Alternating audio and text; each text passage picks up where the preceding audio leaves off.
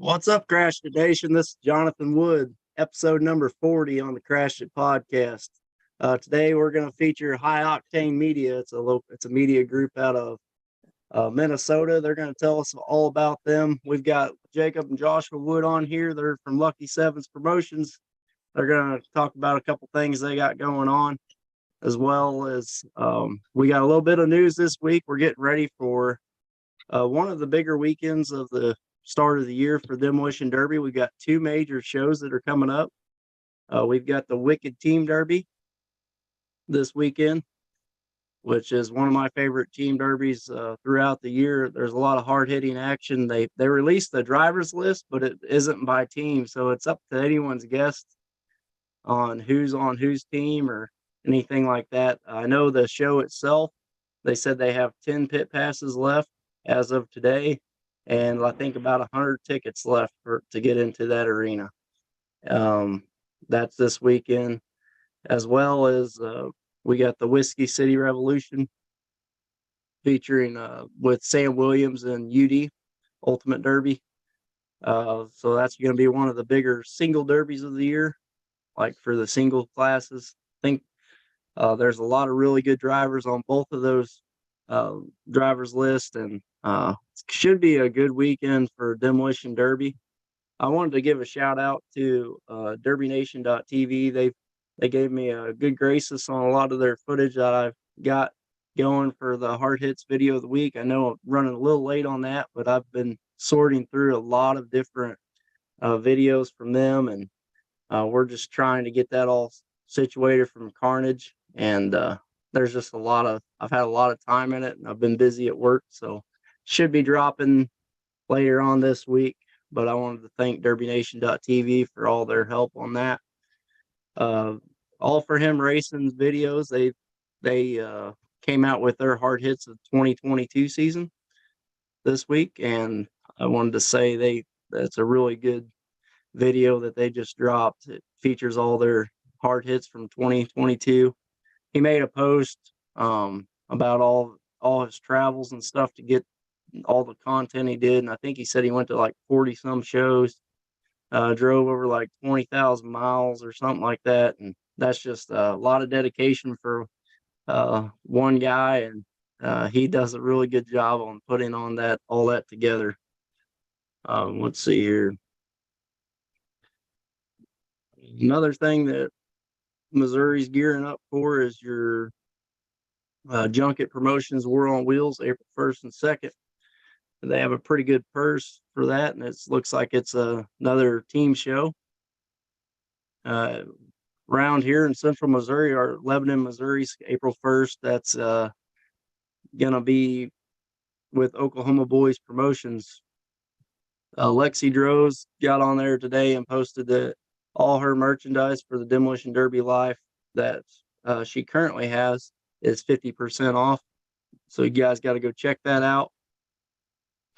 Just some events that are going to be going on from Ultimate Derby. It looks like, let's see here, Friday is going to be their first derby, and it's going to start at 4 p.m. is when the arena opens for the pit pass holders. I'm guessing if you have seats, it'll open an hour later, just like at Blizzard Bash or anything like that. Yep. So 5 p.m. is all access.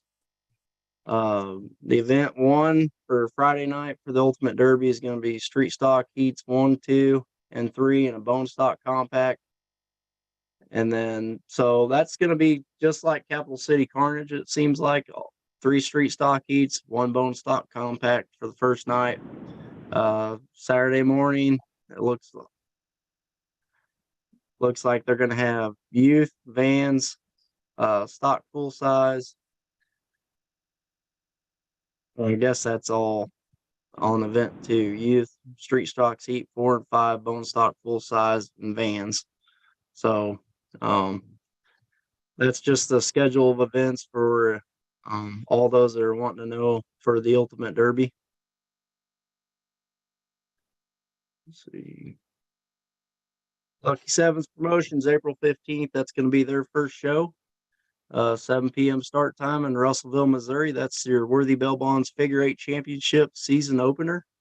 Can't wait to see everybody out there. I love all the Snapchats that I've been getting for all the drivers and all the fans. We really appreciate just all the Snapchats and the builds that you guys are sharing with us. It's awesome to see all the dedication and all the nonstop building that we see from every one of you guys that are driving. Thank you all for the support. I want to say thanks for all the feedback that you're giving us.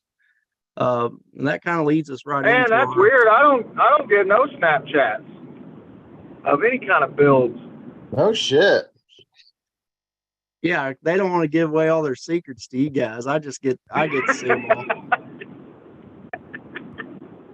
We just get surprised at the tech line. Yep. You guys are going to be pumped if you haven't been getting Snapchats. I'm calling BS on that, but you guys there's going to be some really good builds, and I know the fans that are listening into this that are following the Figure Eight series, they're going to be pumped when they see some of these builds. I know Jake Timbrook's working on a new tribute build, and that'll be he's always got something interesting to show up to the track with. So, but yeah, so I this hear he's week, running like a Volkswagen Beetle or something. Yep, maybe. But we're going to take a quick commercial break. This next segment's brought to you by Lucky Sevens Promotions. And our topic of the day is going to be driver burnout.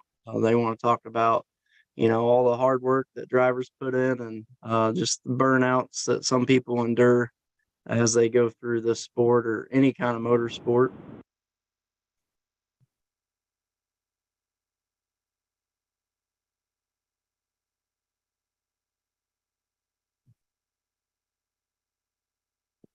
Lucky Sevens Promotions is a premier motorsport promotion company specializing in demolition derby and figure eight racing. We've got over 20 years of motorsport entertainment under our belts. We are a driver's first organization. We strive to put on the most competitive, fair, and fun experience for drivers while still providing a fun and engaging experience for our fans. If you are interested in bringing motorsport entertainment to your event venue, please contact Lucky Sevens Promotions. We will be thrilled to discuss various entertainment options we can provide. Check us out on Facebook and LuckySevensPromotions.com. Lucky Sevens is always willing to add to our array of sponsorship partners. If you are in any way interested in becoming an advertising partner, do not hesitate to contact our staff. We would be happy to assist you in creating an excellent marketing venture for your company. We have a vast portfolio of sponsorship packages to fit any budget. So if you're looking for a fun, family-filled activity, check out Lucky Sevens Promotion. It's a show that you will not want to miss. 2022 was a smashing success. We ask that you join us in making 2023 even bigger and better. See everybody in 2023. All right, we're back. And I just wanted to say before we get started, did you guys get to see Swag's car that he built for the Wicked Team Derby this week? I know he's been pumped up about it, and he's usually one of our listeners that likes to get in the chat and have an open discussion every week. And just want to let you guys know the chat is now open on our YouTube channel. So feel free if you have any questions or anything you want to add to the stream, just go ahead and comment on there, and I'll read it off as it comes. So burnout, something that I think many drivers and builders experience throughout the years when they're dedicated. Josh, what do you got anything you want to say about burnout or anything like that? Yeah. I think it's probably we're coming to a point in I think Lucky Seven's life where that a lot of drivers, at least the figure eight guys for sure, are gonna start to struggle with burnout. I know, even whenever I was running, and I know Jacob, whenever he was running, the week after week toll is it's tough on drivers, and it's really tough on families. Just getting every week there being a next race. Every week there's a next race. So all throughout the week, drivers are putting their shit together, or back together after they tore it up, for some fans, or just maybe they're just out there having fun. But for those drivers that do go, every week, or maybe they'll miss one or two shows all summer.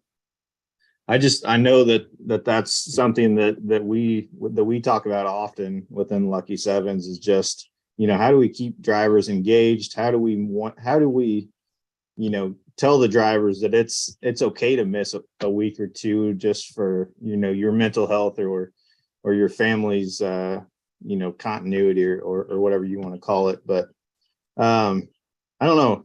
I think there's some ways to fight against that, which is, changing classes, or, just more ways to get beginners involved, and also, foster some competitiveness and like in the competition.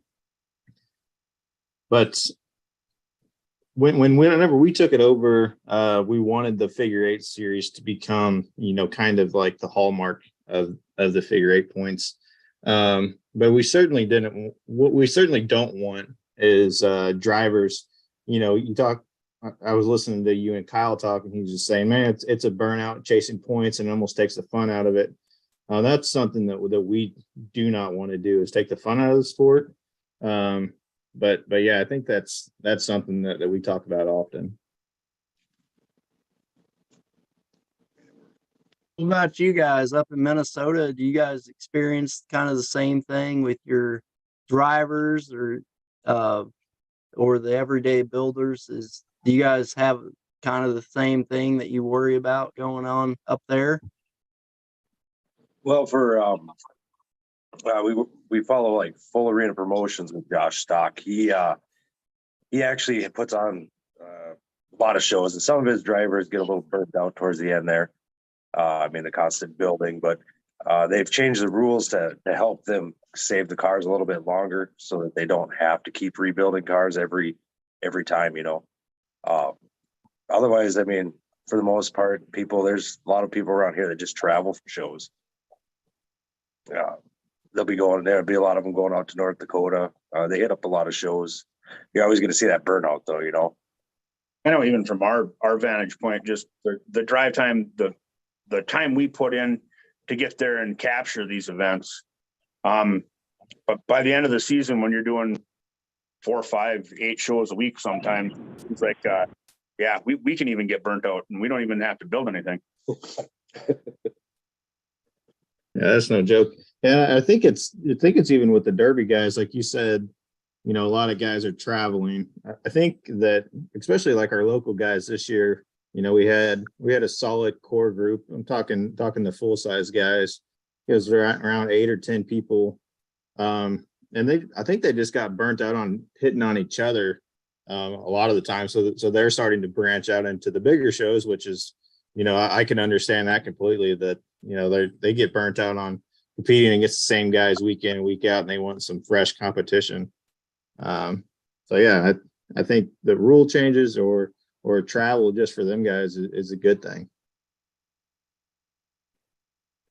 Yeah, and they kind of hit on it. For me, I never really got to get burnt out, because it was just a financial endurance for us. I never could endure enough cars to get burnt out. My wallet would get burnt out before I would actually get burnt out. And that's something I seen a post on Facebook earlier today, and some guy it was 2 all thread sticks, and then like a couple bolts, and I think he had something else, but he said it was $130. And he, on his post, I don't remember who it was, he said, and this is what's burning me out. And it actually had the burnout words, or it's coming in, because he said $125, $135, what used to be $35. And I mean, that's just something that kind of worries me as someone that follows the derby world and the figure eight world and just all the motorsports that involves just crashing cars and stuff. Is there's always a rebuild. Even if you go to a derby and you bend your car, you're going to have to rebuild it some way, somehow. And there's always going to be a cost involved with that. And for me, I worry about, there's fair boards and stuff. Last year we seen around the state of Missouri here where there's a lot of shows that weren't pulling in as many cars as they normally did. And that, I think some of that had to do with just the price of fuel and stuff like that. And I think some of them fair boards took it to the heart, like, man, we didn't get as much cars as we did last week. But I feel like they didn't look at the whole picture. But I think Lucky Sevens was really fortunate last year. We had a really good following, and I was just so excited every show to see each and every driver that showed up. I mean, we follow more than just demo, and the numbers were down across the board because we do like mud trucks and they do field racing up here. They call it Baja bush racing. Those ones are starting to grow because they're more like you don't even chain the doors shut. I think maybe some of them require you to put a cage in it, but otherwise the numbers were down across the board for the enduros, the demos. I don't know about the mud trucks. How was the mud trucks? Mud trucks are about even, but there's just a core group of those guys that are always going to be there. I think those promotions have a limited number of events every year too, though. If you're only running 7 shows across the whole summer, you can, those guys that are chasing the points and that, they're going to be at every one of them shows.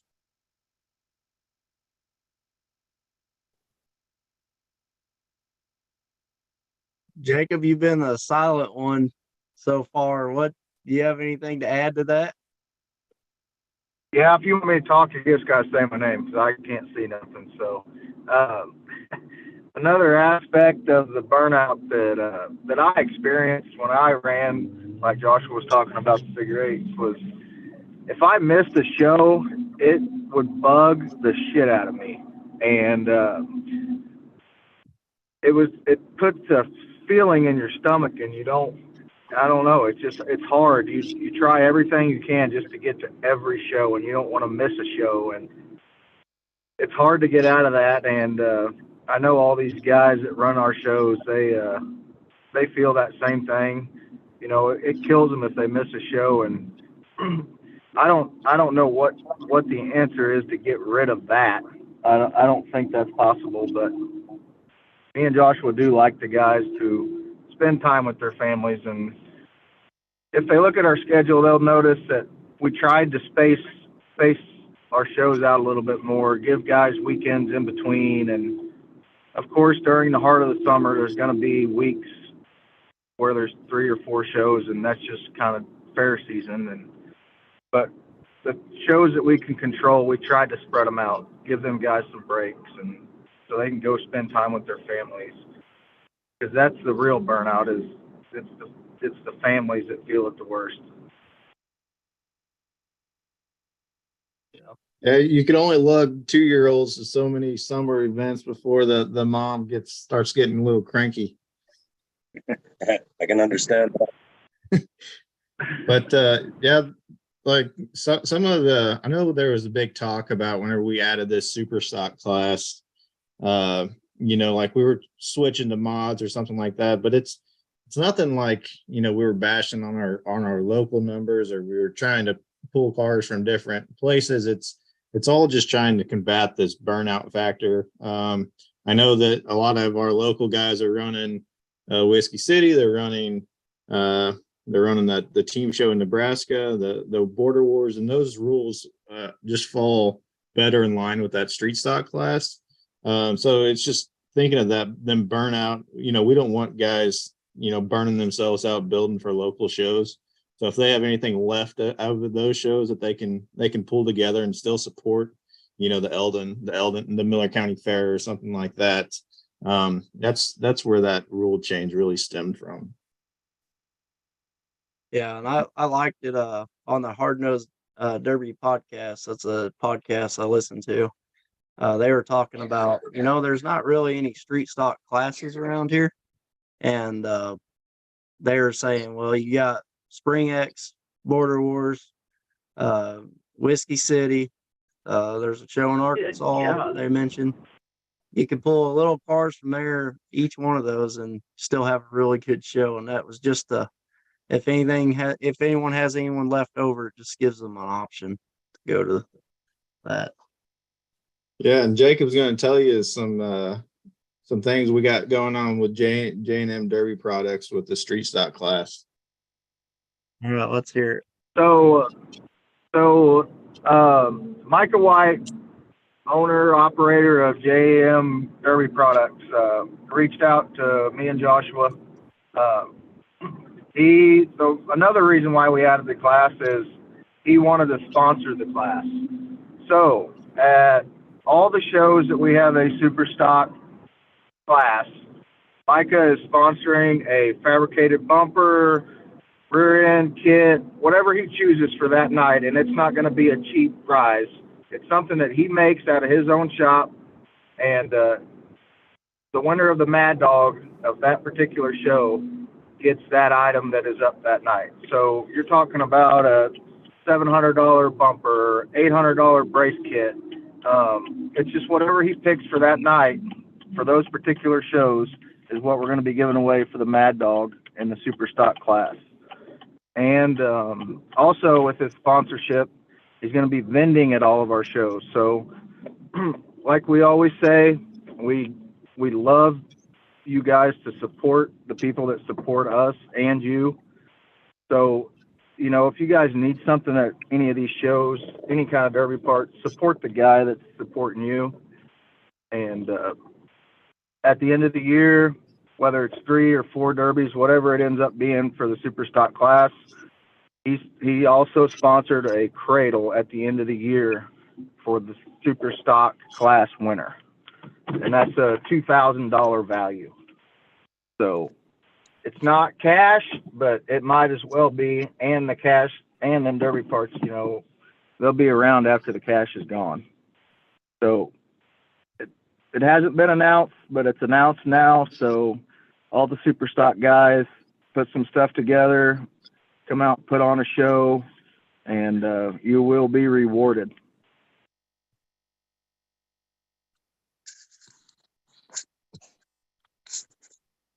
Yeah. Fact. Yeah, that's exciting stuff. And if you don't want the stuff, I'm sure you could sell it for more than you would have made on a Mad Dog at any one of our shows last year. So that's that their products are high quality. You see them on the boys up north cars all the time. So yeah, we're excited for that. The first show for that is June 10th. That'll be in Eldon, Missouri, for their spring show.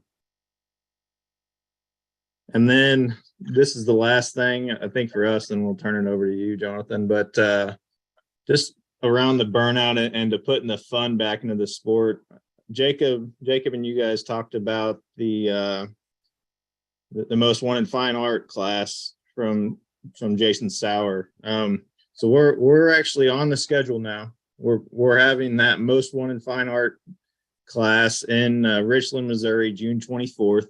So that's the class where it's the streetiest stock that there is. It's whatever bumper it comes on the car, that's the one you're running. And it's super stock, guys. And it's also one of those things where like they talked about. I can't remember whenever you guys talked about that. It was a month ago or so, but the first place is the only set prize. That we're going to have a first place prize and a Mad Dog. Everything else is envelopes. So everything else will be envelopes. It'll be a random draw. So if you get 12th, you could end up with second place paycheck or something like that. So it'll be a good time. And we're on that.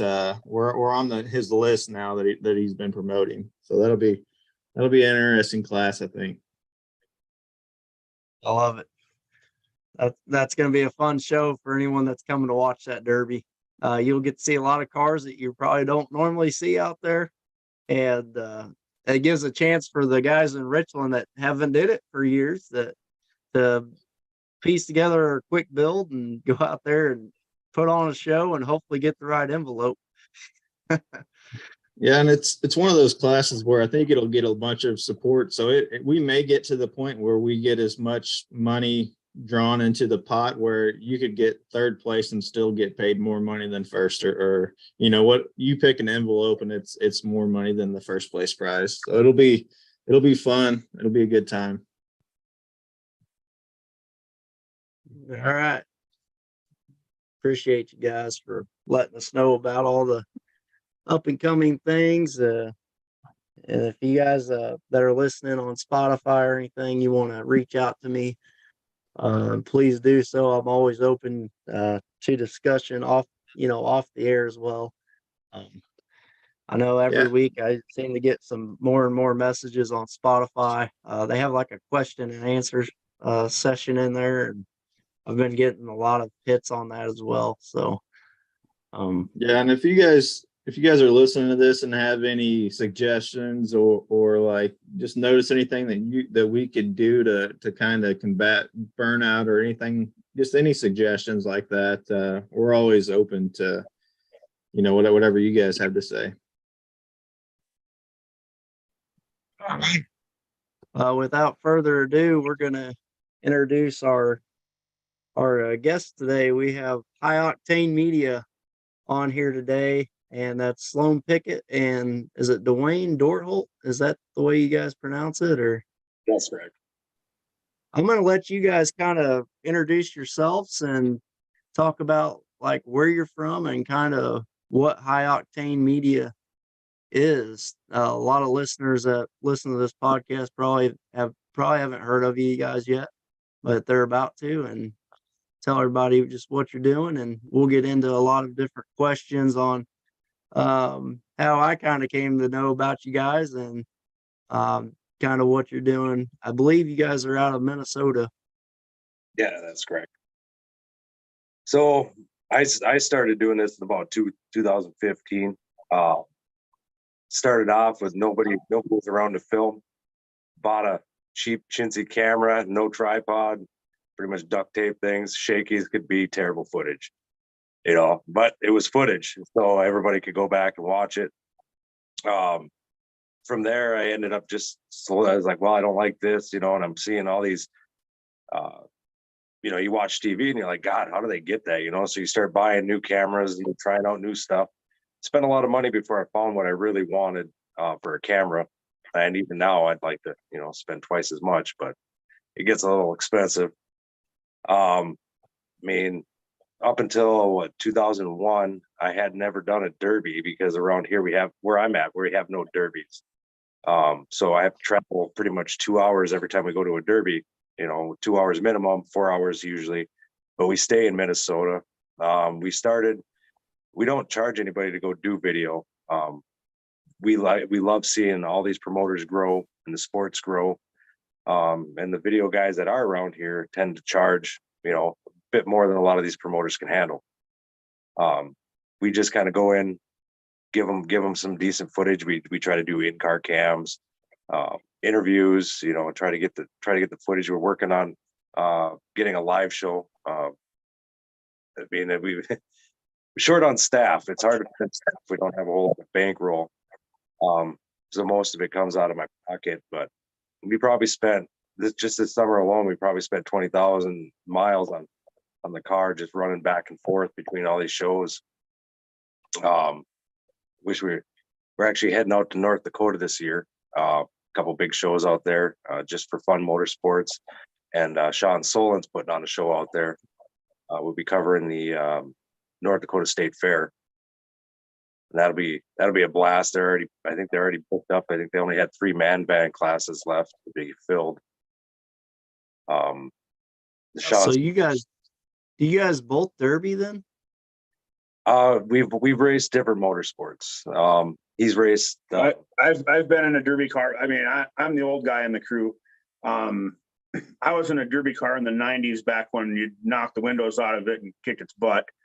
And it was a blast back then, but it was something that, you know, life happens, and I kind of, you know, other things came in more important than that, you know.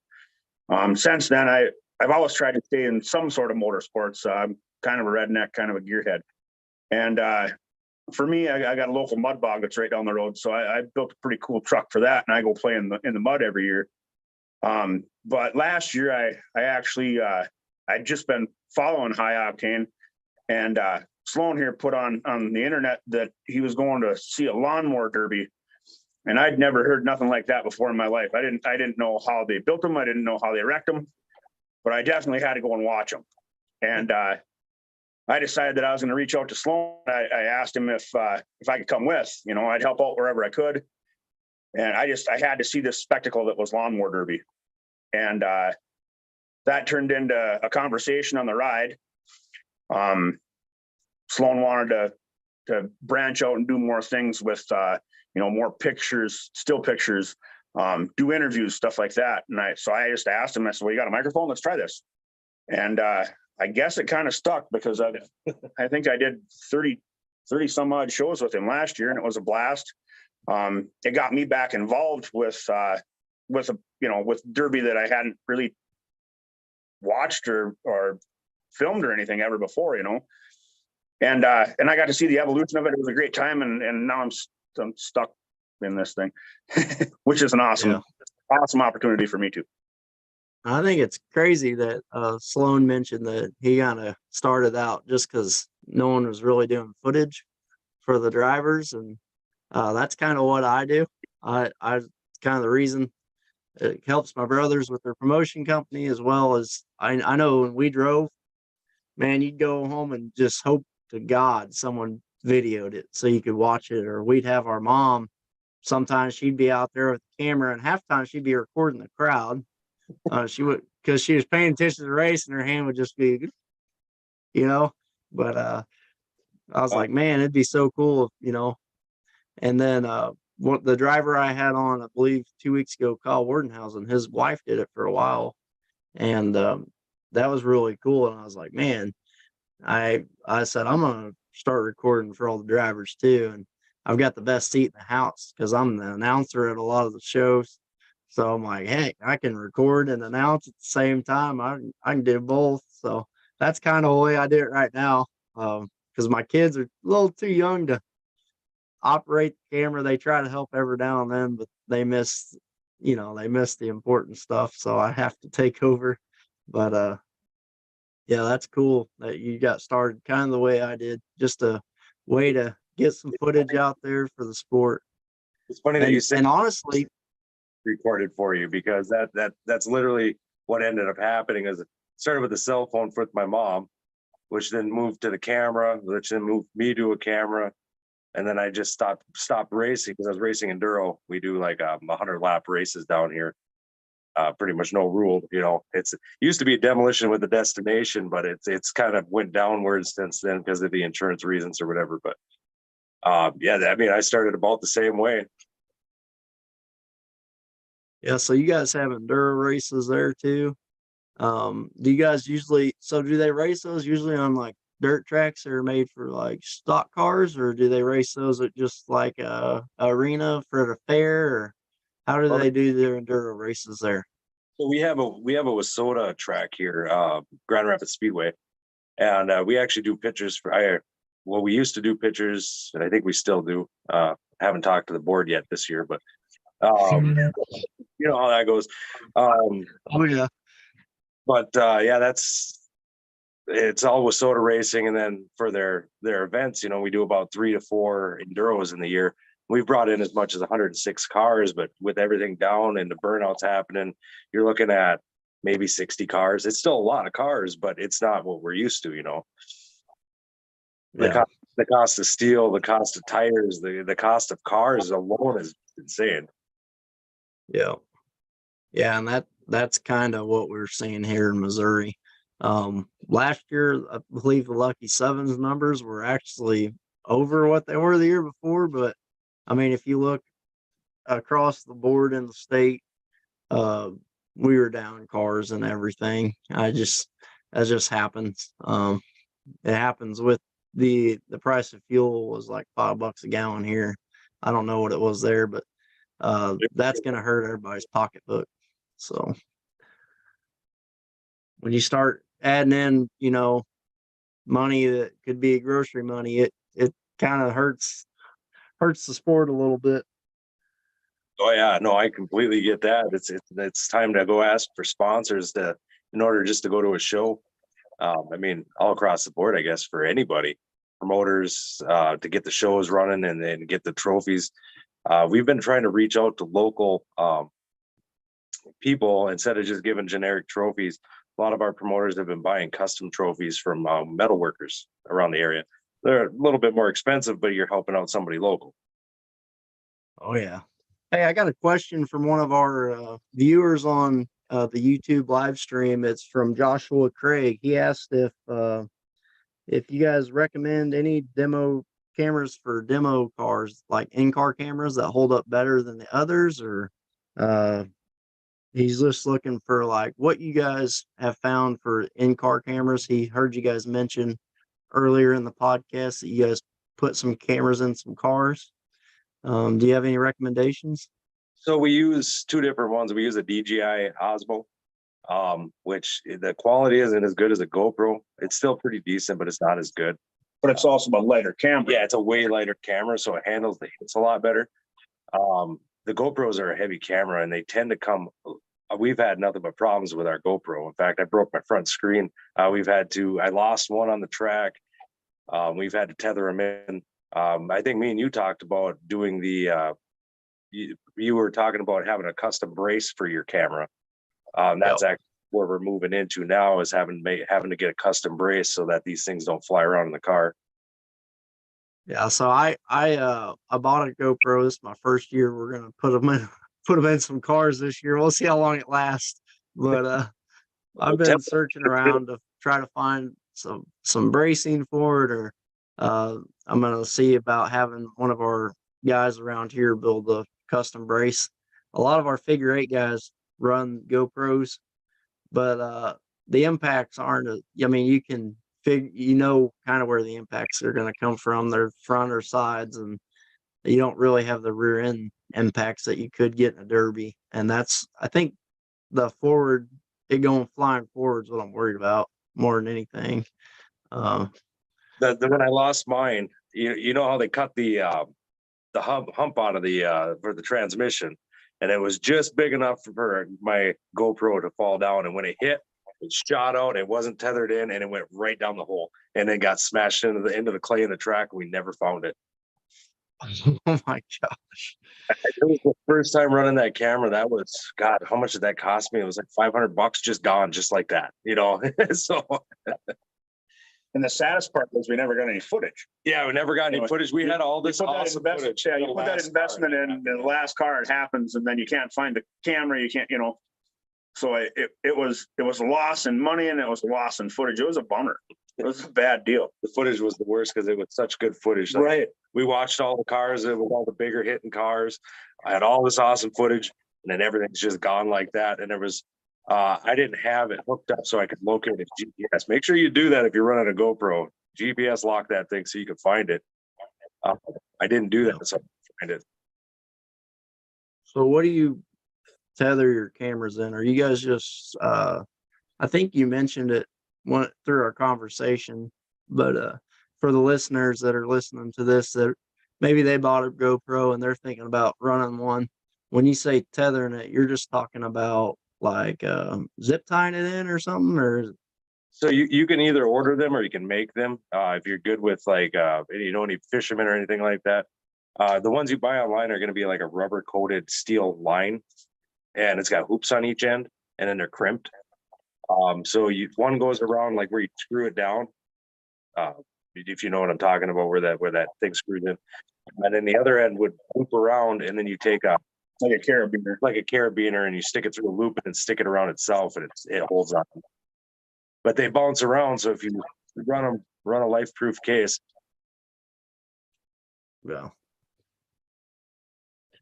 So High Octane Media, what is there, like, you guys got a website, or where can they go to find out more about you guys after this? Like, say if they're listening to the podcast and they're like, man, High Octane Media, we want to check that out. Do you guys have like a website, or do you have a Facebook page where they can find you, find So out more about you guys? we're pretty much on every social media platform for the most part. I mean, well, at least the bigger ones. Instagram's small. I'm still learning to use that. I just started that up not long ago. Facebook is our main one, for finding, like that's where everything gets shared. That's where we communicate with everybody. YouTube's where our videos always end up. Uh, like our podcasts end up on Spotify, or then they end up on, we'll have to bring you on one of these times for Yeah. the deal. But then we have I have TikTok. I'm trying to think if there's the Snapchat. I mean, we kind of have them all over, but we like to we like to talk with people. If anybody ever has any questions, we love talking with people.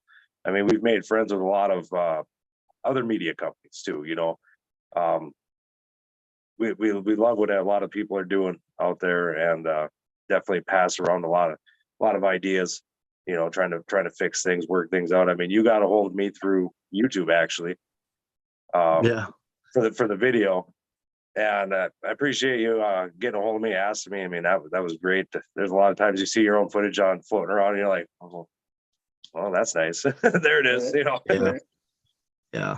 And that's why I don't have a video from 2 weeks ago. I had all this planned out, and some YouTube accounts don't have comment sections, and I thought I could, track them down through all the social medias, but I couldn't find all their information. And unfortunately, they had covered Derby in Florida, and they were like the only one that covered it. And I couldn't track them down, so I just was like, well, I will not use someone else's work without getting permission. So that's just that's the way I am. So Yeah, I've had people ask me, because I tend to go any event I go to, I like to make promos for them so they can use it whenever to help promote themselves, even if I'm not there. And they go, well, I got this footage, so and so was here taking this video, or was another local guy, or I'm like, well, I can't use their footage. I got to come to your shows, get the footage, because I just don't feel comfortable using other people's footage for, making you promos and stuff like that. But so I gotta ask a question. What do you guys think about the evolution that you're seeing from just all the motorsports in general? Just because now I think more than ever there's such a media presence because of people like you guys, or like Crashed It, or even like All For Him Racing, or anyone that's out there shooting footage and posting it on social media. I feel like it grows the sport as a whole. And the reason I say that is because think of it this way: how many kids do you just go to a restaurant, and how many kids have a freaking phone in their hand and they're watching YouTube or something? I mean, you can't go to a restaurant these days, or even out in a public place, and not see a kid that's holding a freaking cell phone, or a tablet or something like that. And man, back in the day, when I was younger and stuff, and a lot of the listeners that are on here, when they were growing up, they didn't have that. We were outside playing and stuff like that. But I mean, this is a different generation, and I think it puts things in front of people that they probably wouldn't see. What do you guys think about that? I completely agree with that. I mean, I've worked with many promoters on advertising strategies. And I keep telling them, I go, they got this thing in their hand. They got a little TV in their hand. You just got to shove it into let them see it. Derby sells itself. The problem is these days, with the way everybody is, I mean, the sports are dying because there isn't generations bringing them up. But what we're doing with media company, and with you and with All For Him and everybody, is you're showing these people what there is, how awesome this stuff is, and then they turn around and they want to build stuff. Well, there's not somebody there to teach them, but now they have the ability to see it. They see comments from drivers. They learn who drivers are. They contact people. They ask questions. They learn how to build cars. I mean, a lot of times, like when I was racing enduro, I actually spent more time working on everybody else's car to get their cars ready because I knew what I was doing, but they didn't know. So I sat there and helped teach them, and I've seen them racing for years now, to come, where they had no idea what they were doing to begin with. The one thing I think I noticed the most in the past year for sure, I'd never I followed him when I started following the motorsports that he covered, and then I started doing it. I got invited to a show. I got to go do it, and I think that one of our, like, it's almost a double-edged sword. Like, you can be lazy enough to sit there and watch me do that interview or look at my pictures, but you're missing out on the overall experience of putting your butt in the seat in the grandstands and actually watching it. And what a lot of us are trying to do now, I think, is, we're giving you a sample of what we saw through our mind's eye, but we're really pushing to, hey man, get out to that local show. We put it out there. This is where it's at. This is how far away it is from your house. Go and see it live, because that's really what we intend to, we're just showing just what we catch. And to be able to give those people the opportunity to, hey man, this show is going to be here next week. They can see it on Facebook when we announce it and we share that event or whatever. And it gives those people that maybe have never seen that world of motorsports before, it gives them a chance, the opportunity to go, hey, it's an hour and a half away from my house.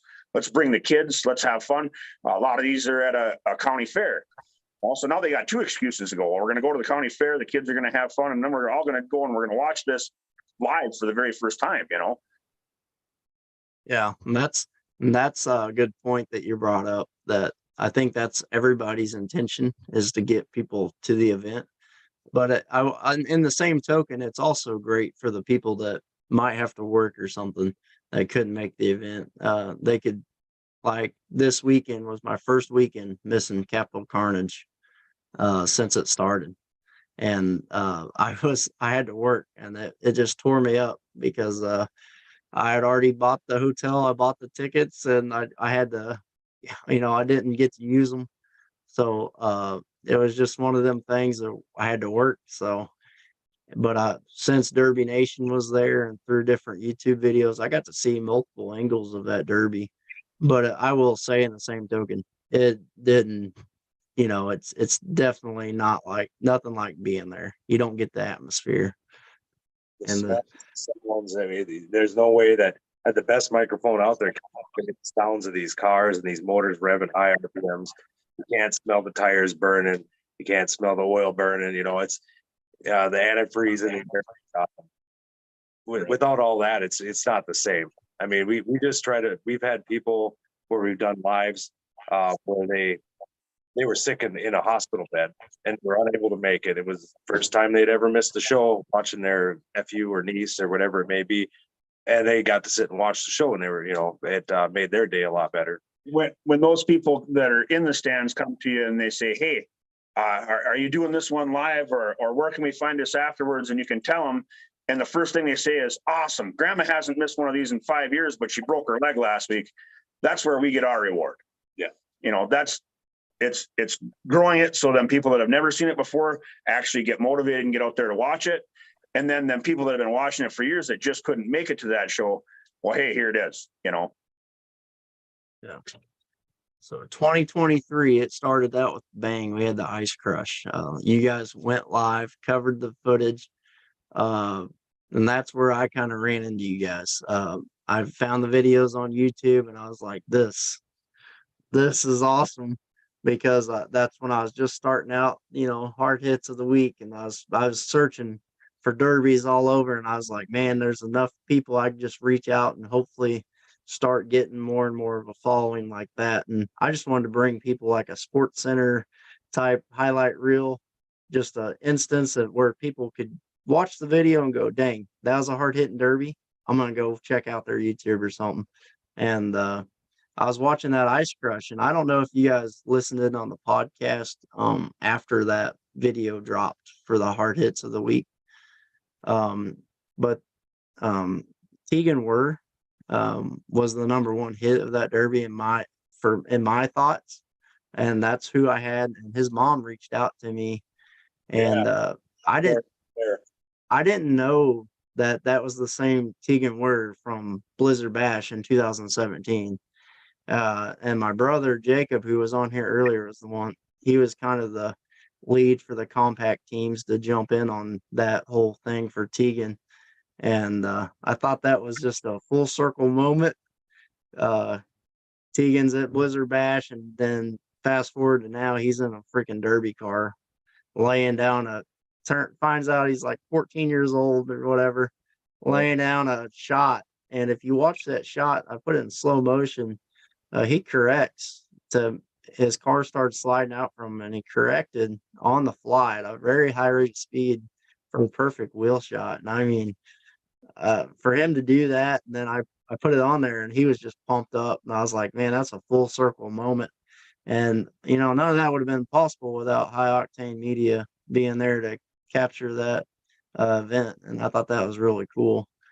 Well, if you actually look back, that was his second time in a car. Yep. We've been following him pretty close. His mom reached out to us early on as well, and wanted to tell us a story because we didn't know at the time. And after that, we've kind of been, we've been paying attention to what he's doing. And the first time he got out there, he's getting out there with the Elliott boys of Elliott headers, and I mean they're all wild, And then there's a bunch of different groups that run full arena promotions, and if you go back and look at Auto Tail of Fall, he was on it. I mean, he was wailing people. It was first time out there, just wide open. He knew where the giggle pedal was. Right. No, we got the awesome opportunity early on when I started doing interviews to actually sit down and interview the whole family after it would be the show before Tegan got to run for the very first time. So we got the whole interview in, and it was a pretty emotional interview. Honestly, it touched me quite a bit. And then just to see this kid that was just pumped, I mean, his whole family, they're a Derby family. Yeah. But he was so pumped. He was crawling out of his skin. He was so excited that you guys are going to be at the next one, right? Because I get to run. And then, so we got to see that very first experience, and we got to film it. I took probably 30 pictures of him entering the arena, and, you can see that he had the jitters, but he knew he had it in his mind. He was going to go out there and kick some butt. It was awesome for us. Yeah. Oh yeah. So you guys follow full arena promotions quite a bit. So do they have a youth class? Or is it just run with the big boys? Because he's 14 and he's running with a bunch of full-size drivers, and I was like, man, that's pretty cool. And then the more I was thinking, I was like, I don't know if they even have a youth class or. Normally they have a lot more 80. They call that the 80 stock class. Josh Stock has it, so it's not a chain class or anything like that. It's his rules, and they don't have a youth class. Those guys, those young kids get out there and they battle it out. Sean Elliott, he's a young kid. He gets out there and battles it out with those guys. He was actually in Ice Crush. Yep. So he had was it the purple black car? Cadillac, I think. Yeah, it was a car. But yeah, you watch all those guys through. We've been watching them for the last year, and those kids are just wild. And the only thing that Full Arena does for a youth class is they have what they call an autocross that they run, which is it's almost like a mini endurance race. And Josh has brought in the youth class for that. It's kind of an entry level, economical, fun way to get started. And most of the time they don't kill the car, so that they can actually strip it and make a derby car out of it later. So I think it gives, he has that entry level there, but he's kind of teasing them to get their butt out in that arena and derby their stuff, Tegan and both Sean, they both build their own cars. Yeah. Like that, nobody builds it. They build their cars. Tegan's Tate. I see him at every show. I mean, even when he says he's burned out and he's not building the car, he's at the next show, and now he's last week at the autocross, he actually came and helped put the show on because he doesn't run an autocross car. So yeah, it's a heck of a family, and they're very, very dedicated to what they do, and they're good at it. We're very thankful to follow some very good promoters. It all happened by chance. I happened to bring my camera to an event. My friend, I wasn't. My friend, well, bring your camera up. I was actually getting ready to quit doing this because it just wasn't going anywhere. But it was my own fault. I stuck around one place too long, and I ended up going out and meeting Tyler Miller from WFO Derby Promotions. They have some hard hitting compacts. Got up there and loved it, had a good time. Next thing you know, 2 weeks later, he reaches out to me, and then from there, it just kind of blossomed into all this. But Full Arena's got the most amount of shows, but they're all good shows. Every promoter I work for is great. We worked with a Chaos Motorsports. They're new. Yep. Try to help. Is that Dylan Sandvig? That is. Yep. They had one show last year. That's actually the first show that I went to see, because that was the one that Sloan had said they were going to have the lawnmowers at. And yeah, I mean, that was my first experience, was his very first show last year. And yeah, they've grown. They got more shows. They keep announcing every week. So we're signed up to do one of his early shows, that Mad Dog. Yeah. And from there, hopefully we can make it to a couple more. But our season gets, I can't believe how quick it's getting booked, you know. We didn't even make it out of March, and we're pretty booked up. Like, we're looking at starting a second crew just to get more sports covered. And let's be perfectly honest. Now, you guys don't deal with it quite so much there, but we got a foot of snow last Saturday. Yeah. You know, they're forecasting another foot of snow this Saturday. So, you know, we're going through waist deep snow, and we're still booking, you know, June's booked, July's pretty well booked. Last year, when I got into this in May, when we went to that Chaos show, we would literally call each other and be like, hey, this show is going on next week. Do you think we can get in on it? Yeah, we should try. Now this year we went totally opposite. We went, well, our calendar's full. Sloan had my son come with and do some videoing a couple times now. Yeah. So we can try to grow this and get another crew so we can be in two places at once, you know? Yeah. So what part of Minnesota are you guys from? We Derby Blizzard Bash. We're on a Blizzard Bash team, a compact team, and I know there's a few guys. There's the Minnesota Madness compact team, and then there's a yellow and black team. They go by Stock as Fuck. It's like Jeremiah. I think it's Jeremiah Adams is who that is. Do any of the? Are you around? Cody any of those Knuth guys? was in the Cody Knuth was in the Derby.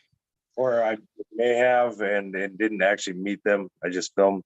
It depends on if they showed up to any shows, but most of the teams come from southern Minnesota, whereas because up north they don't really derby much. It's all died off around here. And most of our shows that we watch are that we video are in central Minnesota. Yeah. And like I said, like Sloan said earlier, our closest shows are usually 2.5 hour drive for us. You know, we're in north central Minnesota. So but we did get the luxury of going for a little short trip for an hour and 45 minutes away to do the Lake of the Woods County Fair and their events last year. That was like our closest show, and it was still, I mean, you still had he drives a little Subaru and I ride shotgun, and I'm a big guy, and I he about has to roll me out by the time we get to one of them places, just from the numb butt from the ride, you know. Just take a stick and push them out. Right. You know? That is so crazy to hear. If you're in Missouri, anywhere, I feel like you're 30 minutes from a derby. Oh, I wish it was like that. That's for sure. It Yeah, costs money for gas. I mean, I have a Subaru WRX, and they run premium, and they don't exactly get the best gas mileage. You know, about I think 19 to 21 maybe. That's wild. Yeah. Depends upon how late we are for the show and how much you have to hit the giggle pedal. I'm not very happy with the prices. Sure. Is that the car you're talking about? Yeah, that's the one right there. That's the Subaru. That thing gets us everywhere we go. And then Josh Stock is the first pitcher on there. Tyler Miller's the second pitcher on there. Well, we'll get to those here in a second. I got to ask something though, before we get back to that, before we get to those pictures. So I kind of watched, you guys mentioned that you started a podcast up, and I was watching a podcast, and you both were holding up roof signs, or you had a roof sign, and the commercial had Dwayne's roof sign. So what are those for? So we have plans. We have big plans for this summer. But yeah, these I don't know if it comes in or there it goes. But yeah, it's The 10K Graphics made those for us. We will be running some derbies this year. I got like Tate Weir, actually Tegan's brother. He's like, well, I got a truck I can put you in. I mean, if we don't have time to build them, hopefully either we get into a car or we have to pay somebody to build one. But we're gonna be doing some derby and some racing this year. Huh.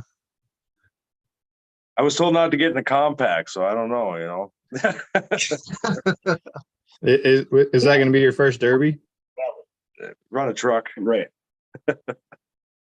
It'll be your first time then. Yeah. Sounds, yeah. That'll be all right. That'll be a fun time. In the enduro, I hit somebody at 65 once. I mean, can't be worse than that.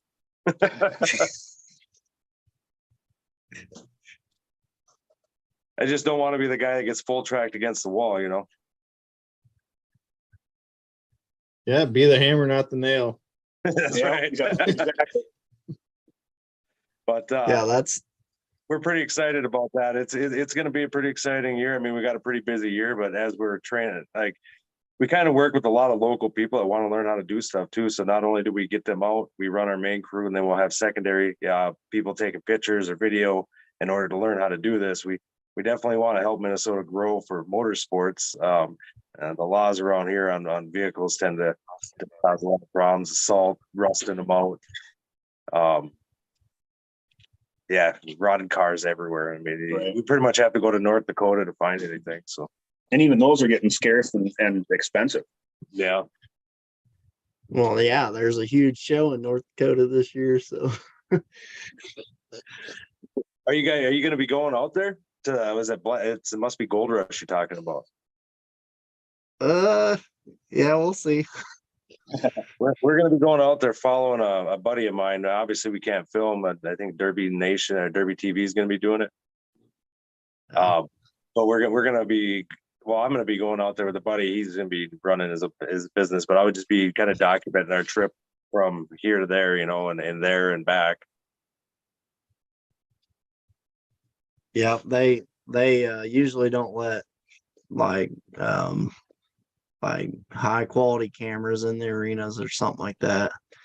I mean, you could film from a really good cell phone camera and that shoots 4K. I mean, if you got that, but yeah, that no live streaming on those shows though.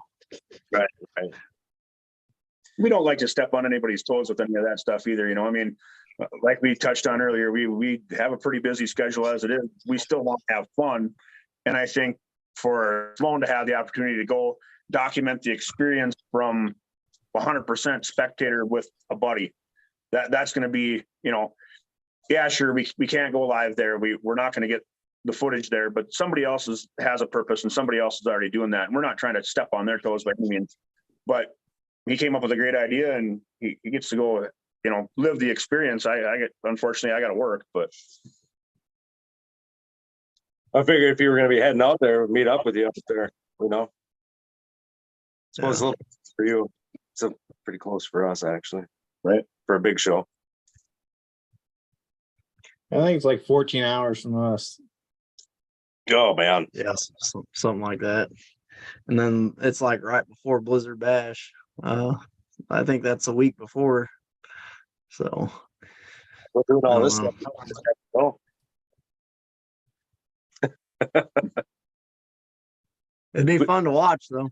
I give it that. it's closer we to put you up, but it's Right. still another, I think it's like another 8-hour drive to get here. So. right.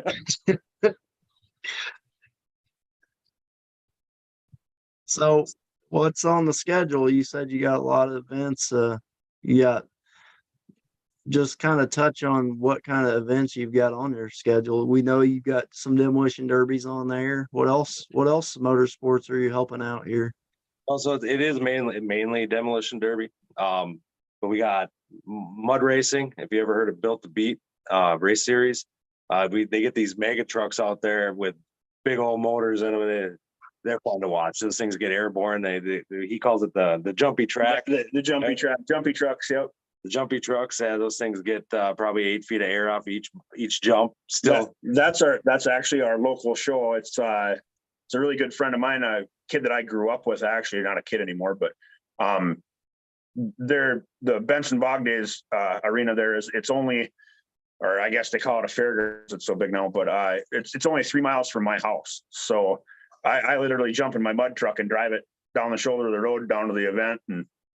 And for years now, I do security there. I've done some commentating. I do the DJ at night. That's a really fun event for me because it's my hometown boys. It's my buddies that are all hanging out there in the mud having fun. But then besides that, we have the straight line mud drags. We do that for the UMMRA. That's in Nimrod, Minnesota. That's a great show too. Yeah, they got rail mud cars if you've ever seen them. We actually have footage of one tipping over right in front of us last year. That was crazy. It cost them a lot of money. Oh yeah. But I mean, on top of those, we got Baja and Bush races.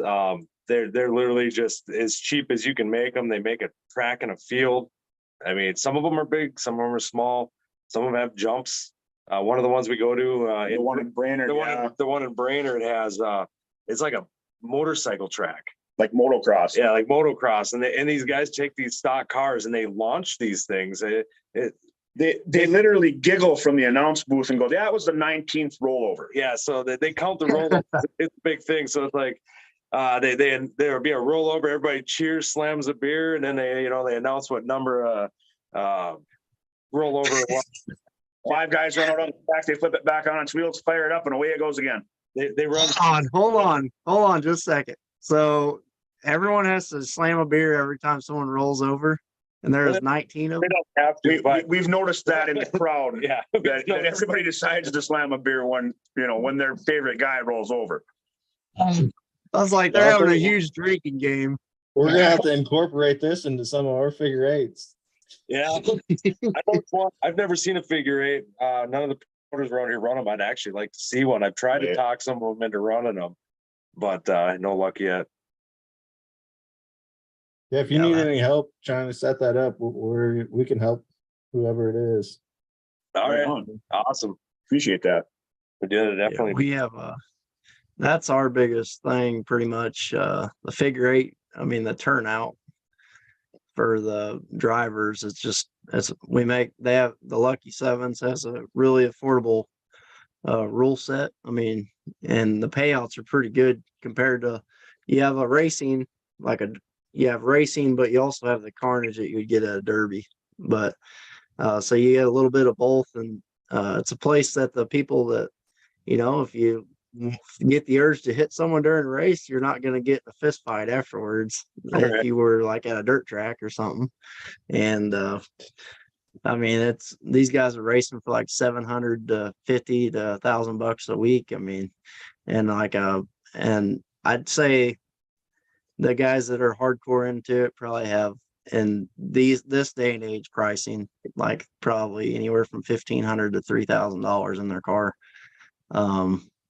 I probably had about 300 in mine whenever I was running, but that's the prices of everything has went up. So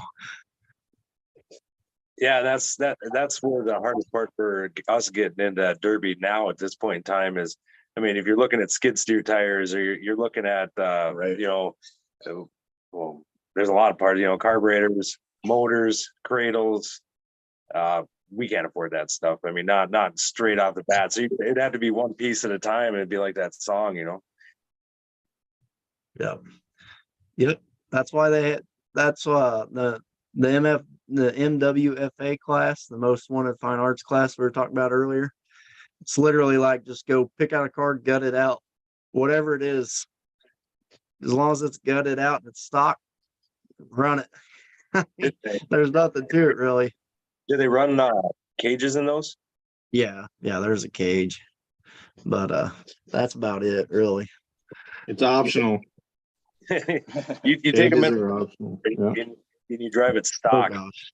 You're going to end up nosing up in the first hit, and it won't even have to be more than 5 miles an hour. It'd be so rusty, Oh yeah. Yeah, I guess that makes a big difference too. All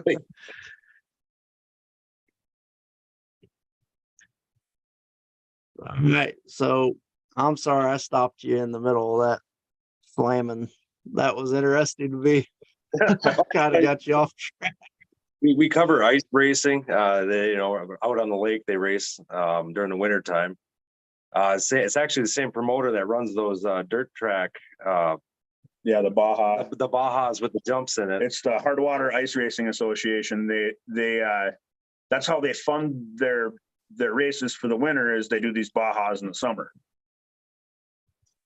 How thick does the ice have to be to have Uh, 12 cars you know- running around on it?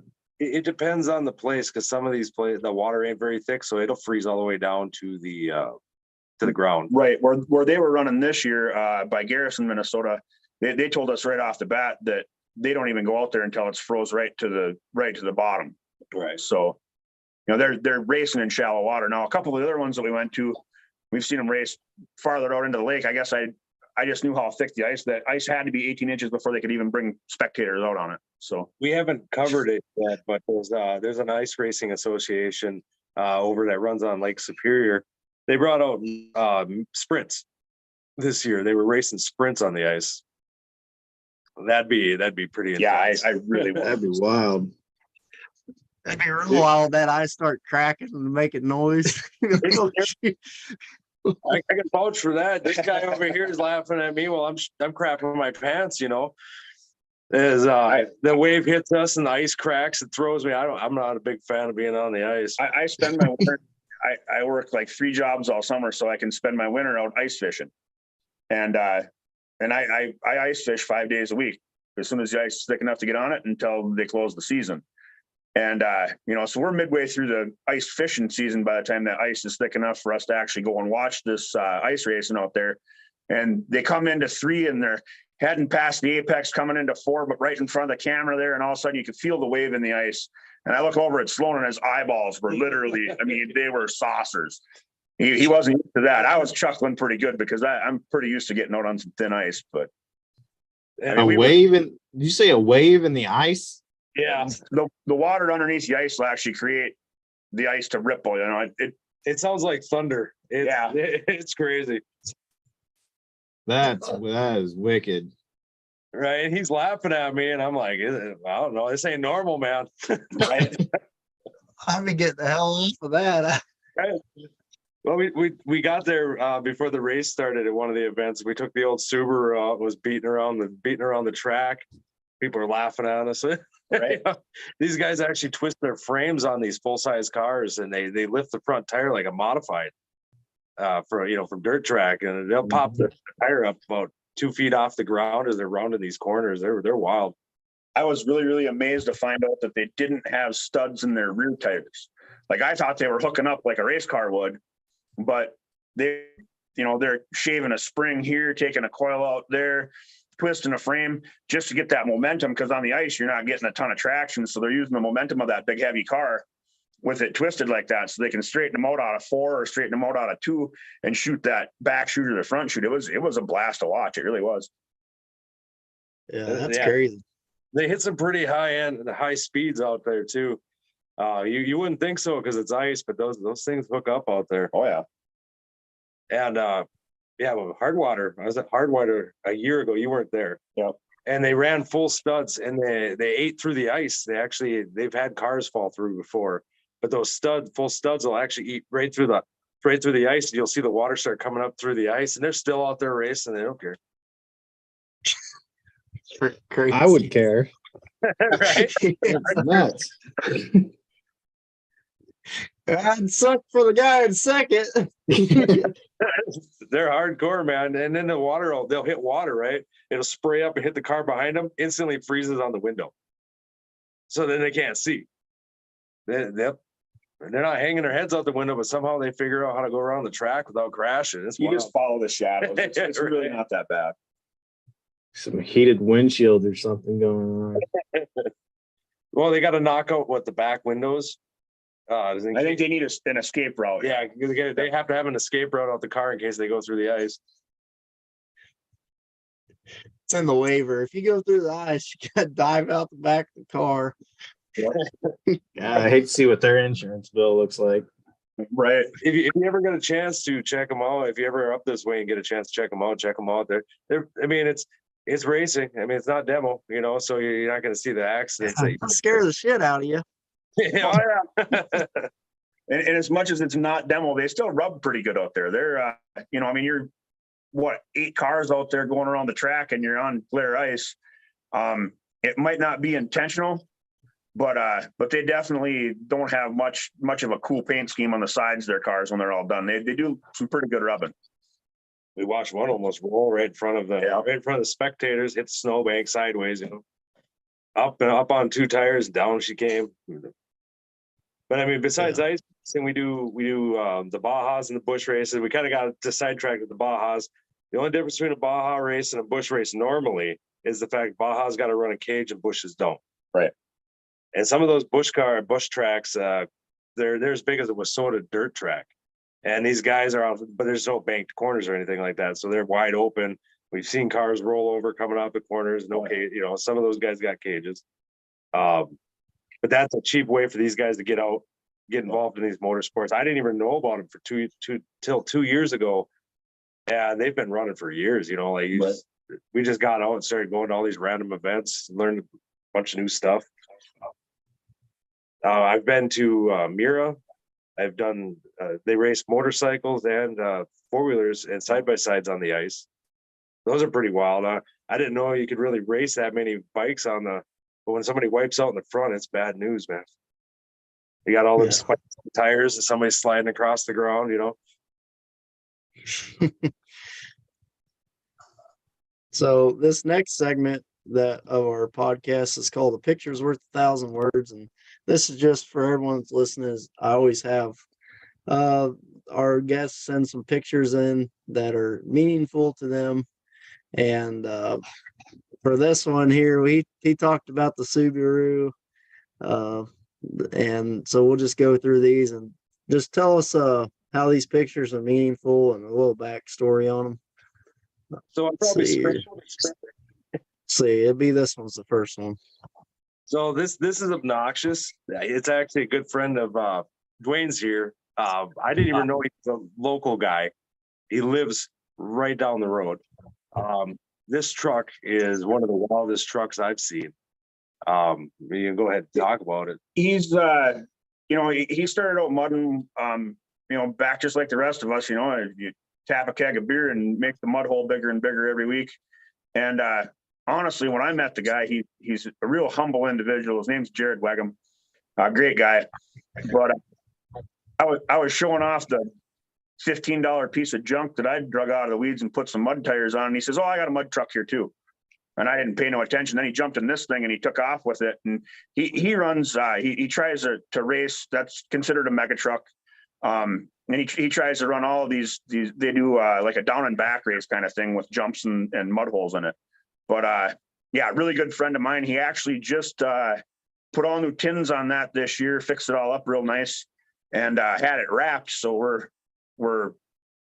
we saw the unveiling on Facebook. We saw the pictures of it. Now we want to see that thing live. But yeah, that's one of my good friends. A great guy, and he's always fun to watch. And that was from the first year of us doing any mud for video. Yep. So it was pretty exciting time. Definitely something I won't forget. How many cameras did you lose on that? You know, none, to be honest with you. You think that you'd be worried about dropping something, but the mud pit's pretty much surrounded by grass, so you're usually all right. It was muddy that day. It was raining, but we covered just for this event where they raced, we didn't have to cover anything. It stopped raining.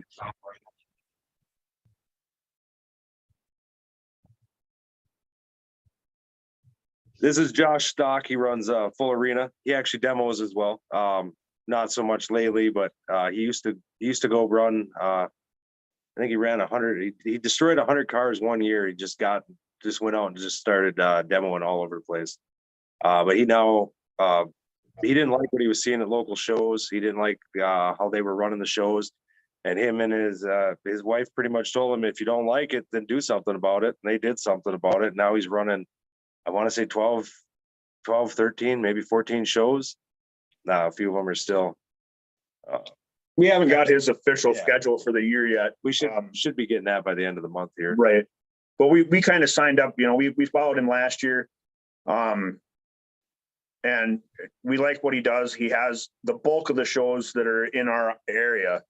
So we always try to make it to any Josh Stock shows. The Ice Crush videos that you had on your hits list there, your top hits of the week.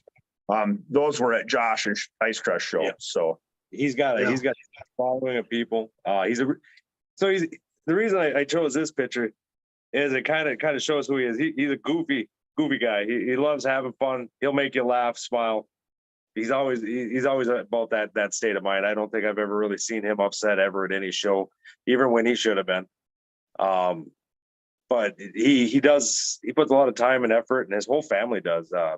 Him, his wife, the kids even come there. I think the son dresses up in a dino suit and gets out there, runs around in the crowd, hands out candy and stuff like that. The daughter helps out.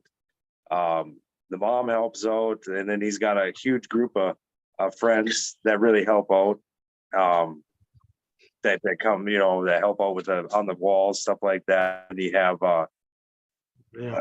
all the drivers. That's where they take Tegan and Tate, and then you got Jake Elliott, Jeremy Elliott, Sean Elliott, and that's just touching a few. There is so many crazy good drivers that come to his shows.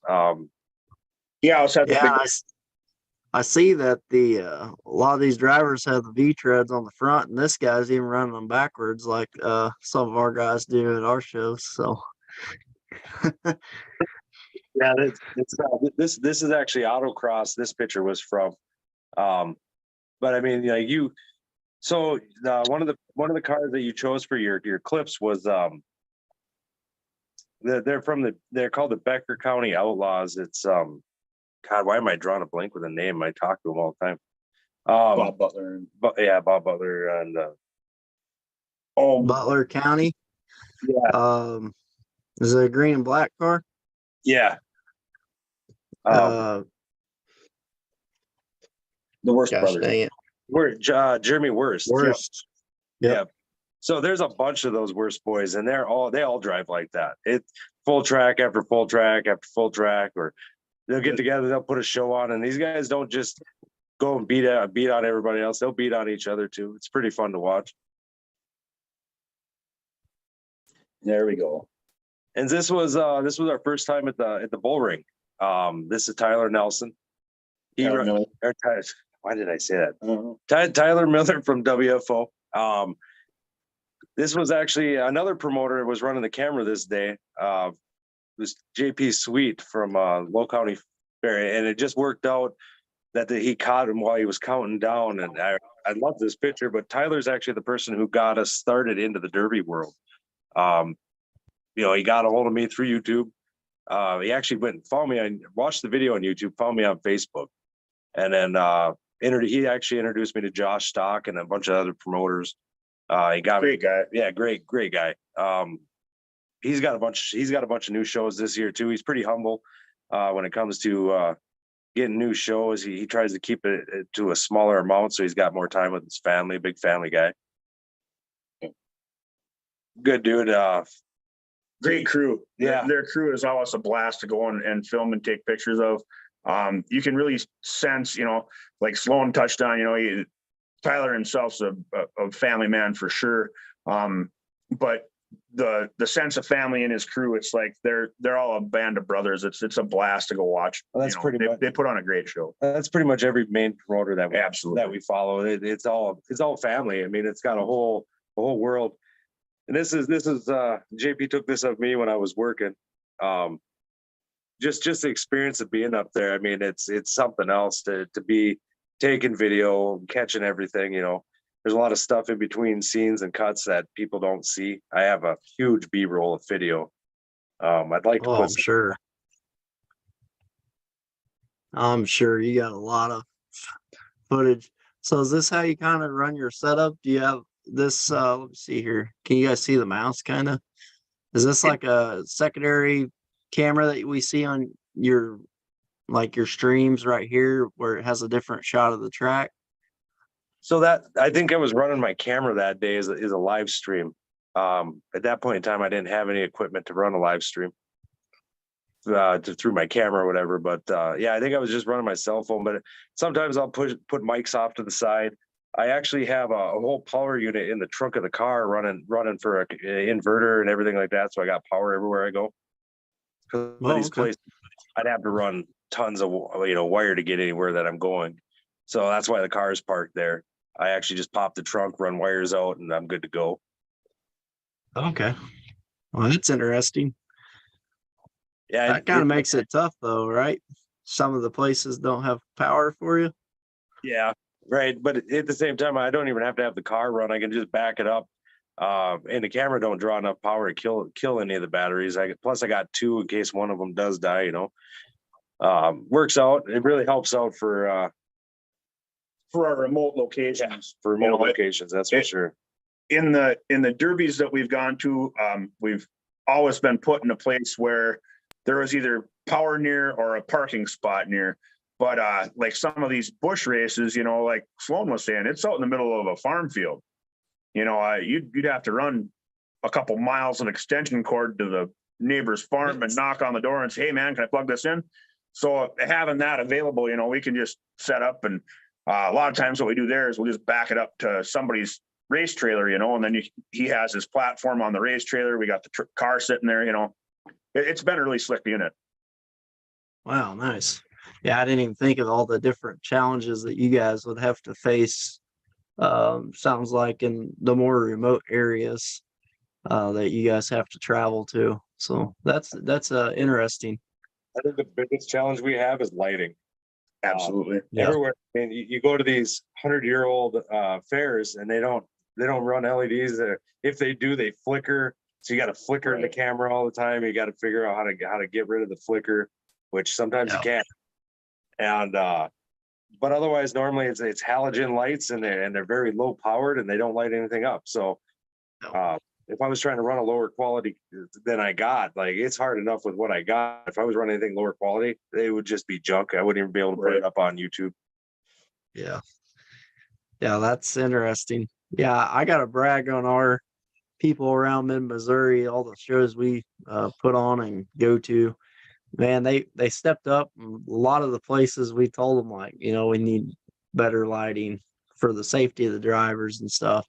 And every arena or fair board that we've been working with, they all put in new lighting pretty much. So that was a big step for them. But I think they're seeing the return of that on their end as well. I mean, the fans get to see a lot more action. The cars are brighter on the track, and it just makes for a better show all around. And it's more safe for the drivers because as an official on the berm, you can see into the cars a lot better. And that's something I got to brag about for a minute because I was very thankful for that. So. It's hard to get fair boards to do anything. You're gonna have to give me your secrets. Right. I don't know them. It's my brothers. My brothers do all the talking. I do the talking on here. For safety, well, I mean, 100%. I mean, the fair board should see that as a safety issue. I mean, not just for cameras. I mean, it is nice. It's nice for the cameras, but it's all about the safety of people in the pits or whether or not. I mean, I'm to the point where I'm about ready to put light bars on my car so I can try to light up what's going on in front of my car. Yeah. So before I get you off here, do you guys have anyone you want to thank for allowing you to video for their shows, or just reaching out to you and making you guys a part of their sporting events or anything like that? Well, if I named everybody, we'd be here all night. Right. Everybody that we've mentioned already has been great. We have a couple sponsors that have been great for this year. But to generalize it is way easier than to try to name off the list because we got quite a list. But full arena promotions with everybody that works with them. Awesome people. They support us. They buy merchandise to help us out.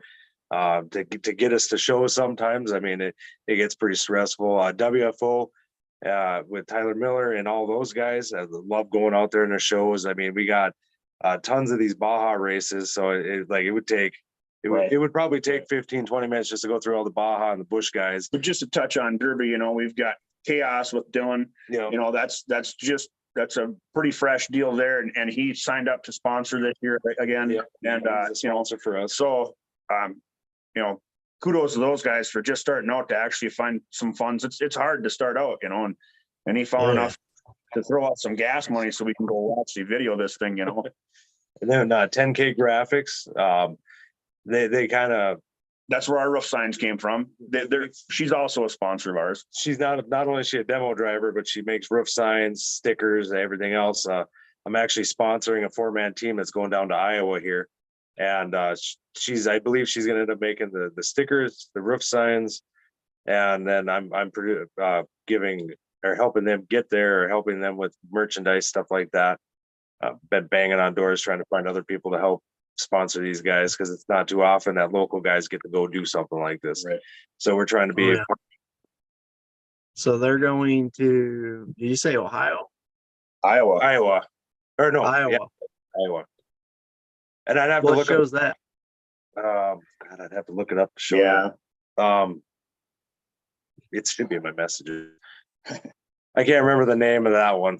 I'll have to hit you up later or something. But yeah, it's just these guys have all. I mean, they all wanted to go to this show. I think it's like $12,000 to win, and if I can help get them there, I mean, like I gotta go pick up some rims for one of the guys.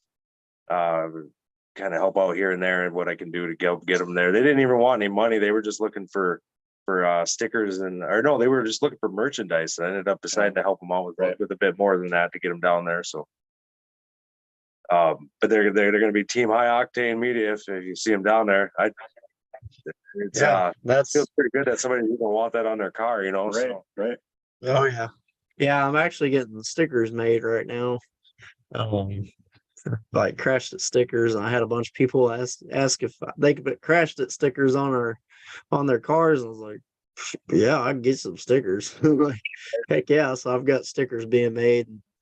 It's always big when someone reaches out and just wants to promote what you're doing. And I just wanted to take a second and say thank you guys for all you're doing for the motorsports that you're covering, because I know I'm not from there, but I can tell you right now that you're making an impact. And that's big for the sports, especially it's big for the promoters, it's big for the fans, and it's big for the community that you guys are serving. Because without you guys, I mean, it's hard to capture all those memories.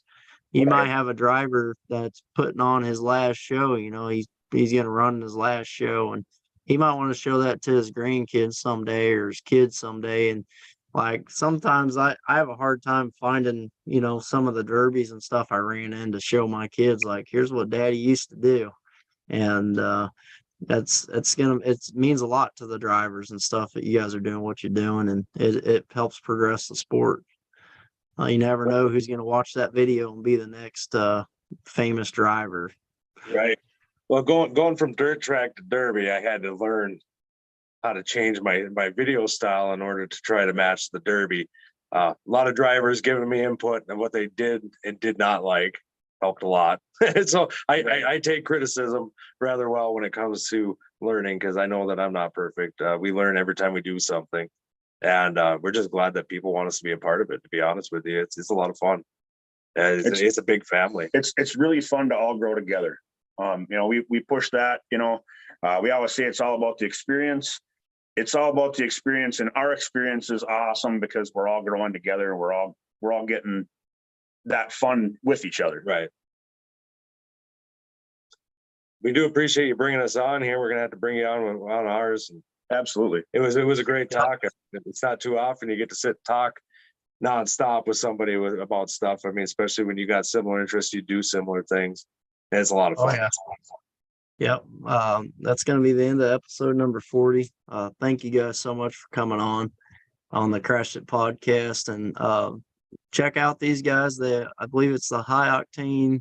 Is it High Octane Media podcast, or where can they find your podcast at and stuff? Just on Spotify. It used to be the Anchor Spotify, but that all changed recently. So Yep. Spotify bought out Anchor. So now it's Anchor is now the platform for all the Spotify podcasts now. and it's Spotify podcast now. So that was interesting because Anchor used to actually sponsor me, and then I got a kickback from them, and I got a little bit of something for Spotify for coming new now. So So they kind of bent you over there. Or... yeah. Yeah. Well, but thanks again for having us on, man. It's been good talking, and love to have you on our show as well. Okay, thanks guys. Yeah, you have a good day. Like I always say, for all